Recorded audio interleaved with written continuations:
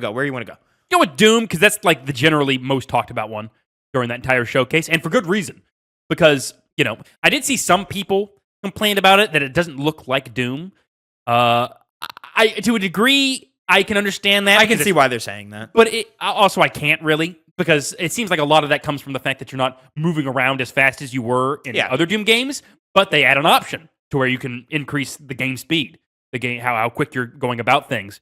Because this new one, like how they would do, they specified it during the direct itself. They would have the run and gun stuff. Then they did the whole, you're jumping around and doing, a lot of acrobatic shit. So Doom Eternal. Doom 16, run and gun. Yeah. Doom Eternal, jump and gun, I guess they would call it. And then Doom the Dark Ages, they had the tagline of stand and fight. Stand and fight, that's what it was. So it's going to be a heavier Doom guy, a heavier combat system than what we're used to. Less fluid, less jumping around, less movement going on. But more damage you can you're taking more damage, or I would assume you're taking more damage. We didn't really get to see that part, but you're dealing out a lot of damage as well. They changed a lot of they changed the UI entirely to kind of fit the medieval theme that they're going with, and then they added things like the shield, which has a saw, and you can throw the shield around like Captain America and stuff, which is cool. And then you have, of course, the great Doom weapons that were showcased all throughout, which all looked fantastic to deal with. Skull Crusher. Lots of Doom enemies. I think the big thing to talk about with this Doom in comparison to Doom 16 and Doom Eternal is the environments. Way bigger. Yes. Way larger environments. A little more flat. There seemed to be less jumping. Even in the reaction, I said, I'm sure if we go back and watch it again, we could see it for sure. But it didn't even look like they were doing double jumps in the game, which would be very different from what we saw from Doom. The last two Doom games would be very different. But I'm sure it's probably there. I can't imagine a Doom game without it, right? That would be weird. But so many enemies on screen, so much space in the environment, so much room to move around. They're really focusing on how are you combating with each of these things, which was my favorite part about both the other games is sort of the puzzle-like nature of how you took down every room environment. Less so in 16, more so in Doom Eternal, but this one seems to kind of be leaning into that of who's your priority, who's your target, who do you want to take down first, and so forth. I'm very much into everything they showed here. I like the design of the world. I like the switch up from what we've seen before. And I'm more than willing to discover what's new.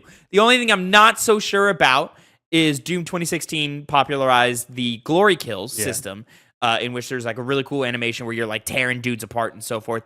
This seemed less...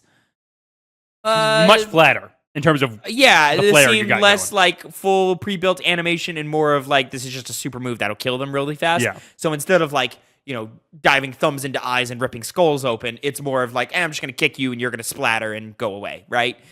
Don't know how I feel about that yet. Again, going to have to play the game to see how that works in the general feel, but I loved the glory kills in Doom and Doom Eternal. So to see those kind of switch up is a little disappointing for me, personally.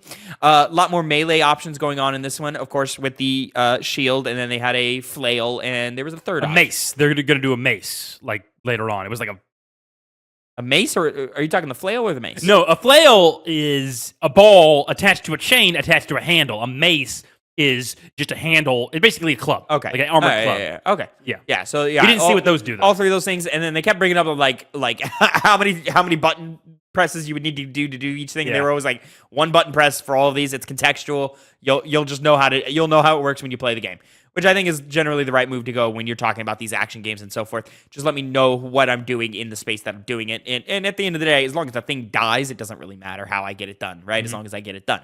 But yeah, Doom, Dark Ages, I went into this year feeling like it was going to be one of my most anticipated titles. Nothing I saw here showed me any otherwise. Like, this is still one of my most hyped games of the year, if not my most anticipated game of the year. And something that's particularly interesting is they're seemingly focusing more on a story. Now, that is another thing I'm curious about.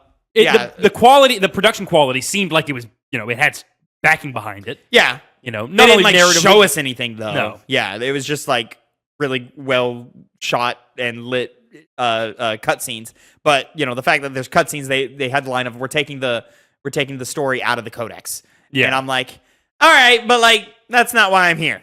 Like, but now it could be. It could be, and I'm willing to let it be.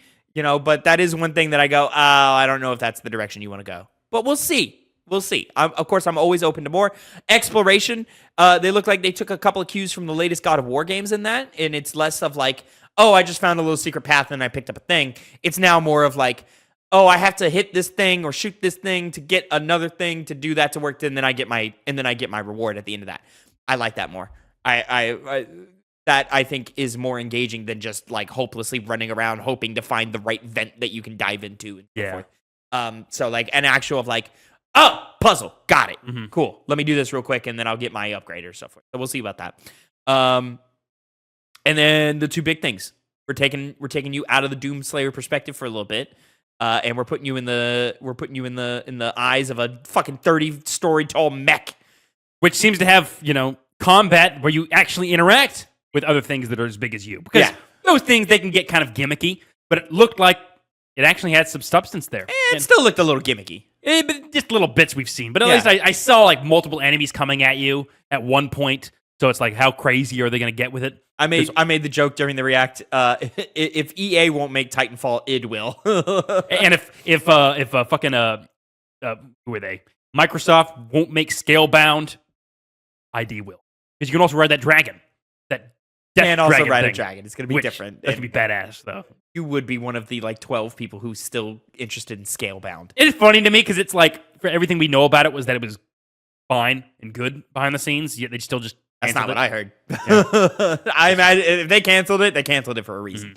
And then, of course, you brought it up already. You get to ride like a cyber dragon with like wings and stuff, and you're flying around shooting things. I assume that's going to be sort of like a on-rail shooter type segment thing, not like an actual freedom to fly around, but who knows? Maybe I'm wrong in that.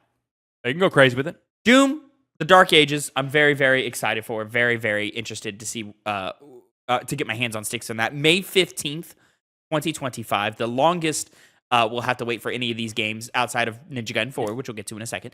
But let's move on. Clair Obscur Expedition 33.